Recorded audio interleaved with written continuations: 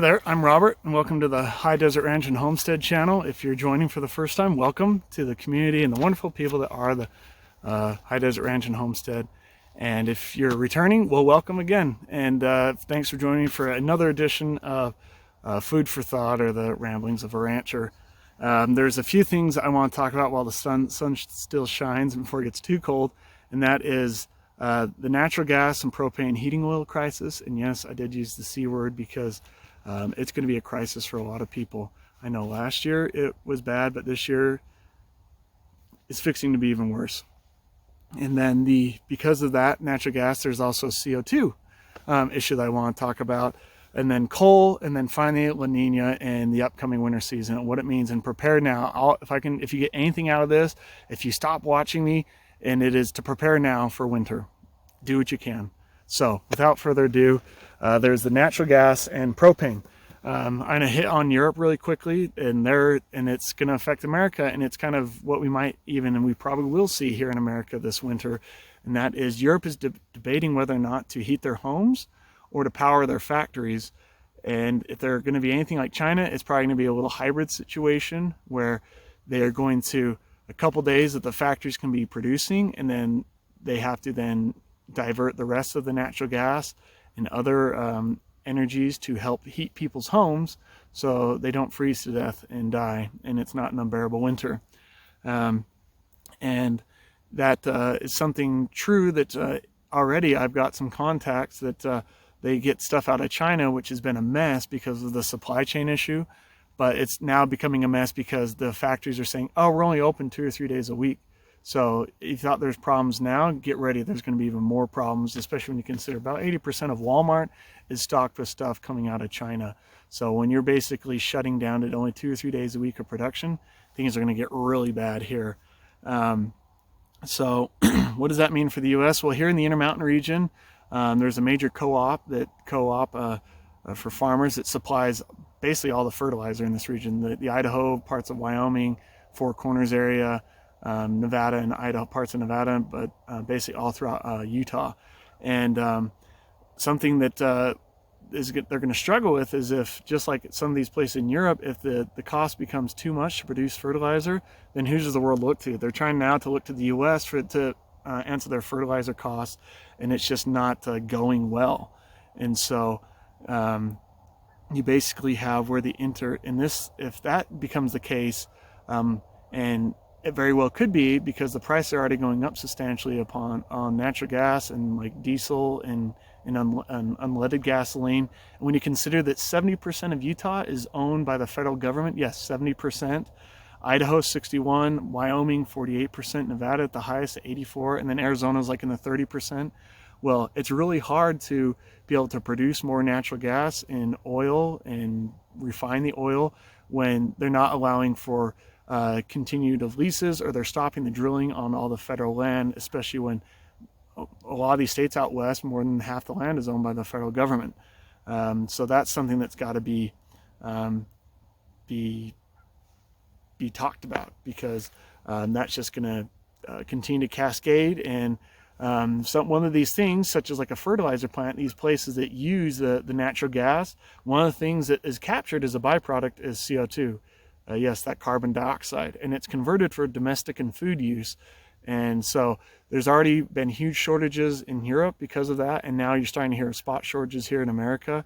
And when you think about, well, what do they use CO2 for? Well, one of the things that comes to mind is soda pop, your Coca-Cola and Pepsi, but also beer. It's used in the production of beer and things of that nature. And packaged foods, it's to help preserve the freshness of foods. And even in the slaughter industry, when it comes to cows, pigs and chickens, they use the CO2 gas as a more humane way of committing the final act before then the animals are then processed. So we're already hearing of these quote-unquote spot shortages of food with school districts and places around the country. I've already done a video on that. We'll prepare for CO2 shortages too, especially as natural gas continues to increase, not only in cost, but then as they're looking to possibly ration what they need to do as well, and provide the natural gas to homes, which heats over 50% of the households here in America. So, and then hitting on the coal part, coal is is one of the baselines for power in this country. And contrary to what people would have you believe, it is one of it's a clean way to produce power. And these things are called quote unquote renewable energies. They require things like coal to be able to power these factories, to be able to produce the windmills and even the solar panels in China. Is considering that like 90% of the solar panels that are sold here in America come from the Chinese communists. So again, it's like we really need to think about that one too. But sticking on topic, going back to all that land owned by the federal government, well, here in Wyoming, or here in Utah, Wyoming, and Colorado has some of the largest coal reserves in the entire world. And I know here, I can speak firsthand here in Utah, there's 3 coal-fired power plants, and they're the cleanest coal power plants here in the United States. And you know where a lot of that power goes? California. So last year when they're having the rolling blackouts, brownouts, and even this year, the same thing, they were paying just astronomical rates for all the power here from Utah, these coal-fired power plants, to go to California. And the mines here in these beautiful mountains behind me, they have some of the largest reserves of coal and the cleanest coal here in the world too. It's not your dirty coal, your peat moss kind of coal, but a lot of this coal, and then even the natural gas and the oil, is locked up on all this federal land. You probably heard of the Grand Staircase Escalante Monument that was created under the Clinton administration back in the 90s. Well, do your homework on that and see just exactly who is the one, or the people pushing for that. It will definitely surprise you. It's not who you think it is that pushed for that. And it was the same thing with the Bears Ears Monument that was also in recent news again, as they re-expanded the borders under an executive order. So again, it's really hard to try and become energy independent when you have all these moratoriums and everything, and that does have consequences. All right, so there's the La Nina. I'm running out of daylight. There's the La Nina versus El Nino. Everyone's like, hey, well, what is that? I don't understand. Well, basically, in layman's terms, the La Nina is when you basically have the trade winds in the Pacific Ocean bring up all the cold water to the surface.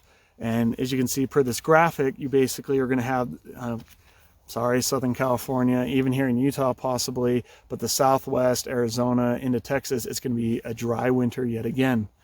And the Pacific Northwest, it's going to be wet, and you can see that jet stream dipping down into the plains, Wyoming area. It's going to be a colder winter, but that doesn't necessarily mean a wet winter. It just is a cold winter, which is almost just as bad as having a dry winter, because it just sucks all the moisture out of the ground because there's not that snow-covered blanket for insulation. And then in the east, you have like a snowier winter as well. So that's basically what you need to know. And NOAA, they just said, get ready for that. They're fixing to announce on the 21st of October, basically their projections, and it's looking like it is going to be yet another La Nina winter, which does not bode well for the country yet again, especially those out here in the west, and even up in the plains area, where again it's just saying it colder, it doesn't say necessarily wetter, where you have just extreme drought that hammered the west this year, and now it's looking to do the exact same thing. And I know for a lot of people around here, and even up in Wyoming, people in Arizona and Texas, they had to sell off their animals. They had to cull their herds because there just wasn't not only the water, but there just wasn't the forage, or they couldn't grow the feed to feed their animals. So look for that. It's just not fixing to be good. But one of the things I want to get to, where I use the C word, crisis, is this, and talking about propane and natural gas heating oil. Propane is only used by 5% of total U.S. households, but guess who that 5% is? It's over 85% are rural users. So here's some sobering statistics. Get ready for it. And this is where I really want people to spread the word, because this is going to be a huge impact on people. Basically in the Midwest, when it comes to propane, prepare to pay $1,800 this winter, which is a $750 increase on average. The Northeast, prepare to pay $1,600 or a $650 increase. And then in the South, $1,600 or a $500 increase overall. Here in the Intermountain region, the Rockies, it's not as high, but the percentage-wise, it's the same. $1,200 this year, or a $450 increase overall from last year.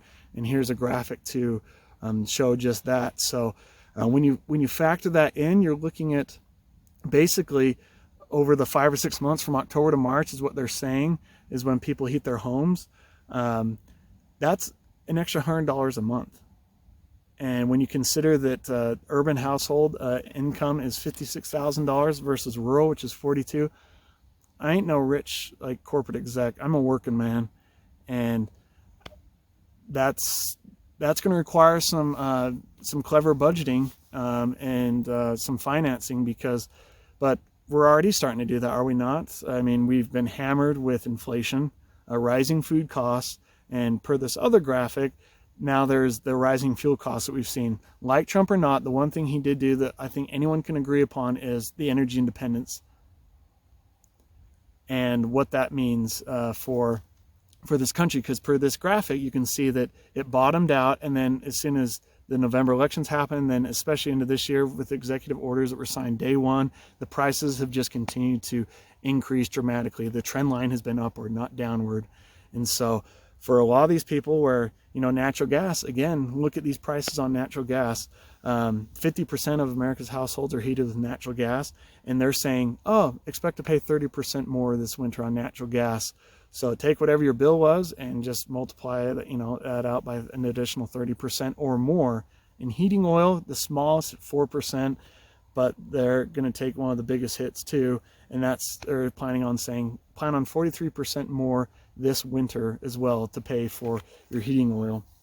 And remember, these figures too are off of what you would consider.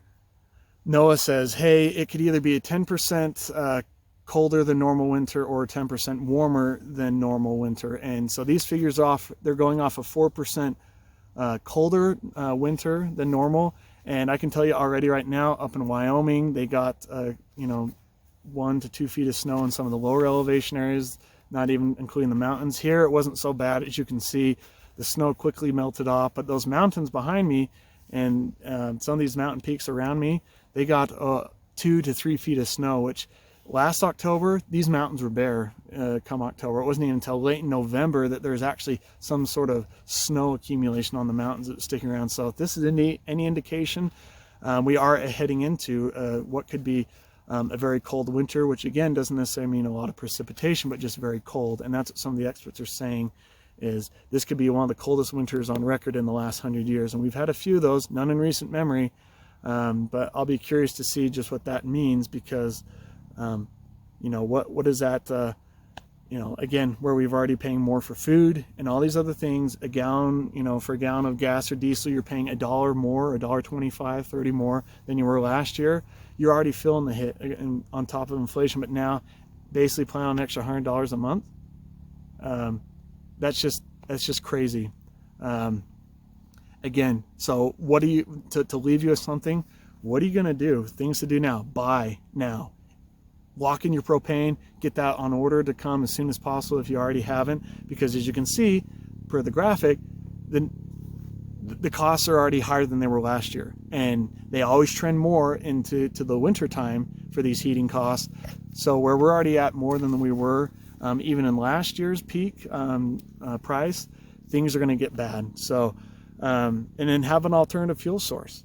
I mean, if you can, wood sounds like a really great mix right now, right? To mix in with your wood stove and even some coal. Don't burn straight coal. Do like a coal wood mix into your heating. Just whatever you can do to try and bring some of these costs down, negate these costs, and then even store up some fuel for your vehicles. That's something that you always try and buy low when you can, and have some reserve. Or as you saw too, that when the pumps go out because of some storm or the electrical issues, you can't pull that out of the ground, and so you're stranded basically, especially if it lingers for several days. So go out right now and buy while the prices are relatively lower, because it looks like they're going to go even higher as we progress into the winter season. So something too to consider as well as part of that is going back to a previous video, just really quickly, is when it comes to the natural gas, our 5-year reserves were 8% lower than we have been over a 5-year average.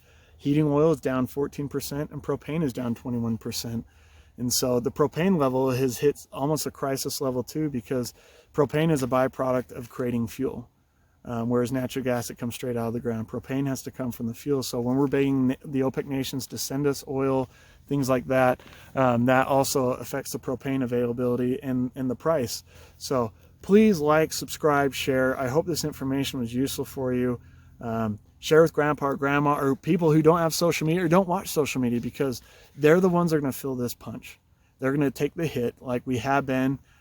People in Washington, they don't care. They're completely detached from reality. The celebrities, the people in mainstream corporate media, they're completely detached from all this, and they live in their bubble. But people that are the working man or just the middle class, hardworking, they're the ones feeling the hit right now. And so you need to do what you can to be able to be prepared and take these guys off. So please like, subscribe, share, leave your comments below, because it's always great to see that, you know, I'm not just the lone voice in the wilderness preaching this stuff, because you're not going to read or see or hear about this on the corporate mainstream media. So let me know in the comments below for others to read and share. Let us know how it's going in your neck of the woods.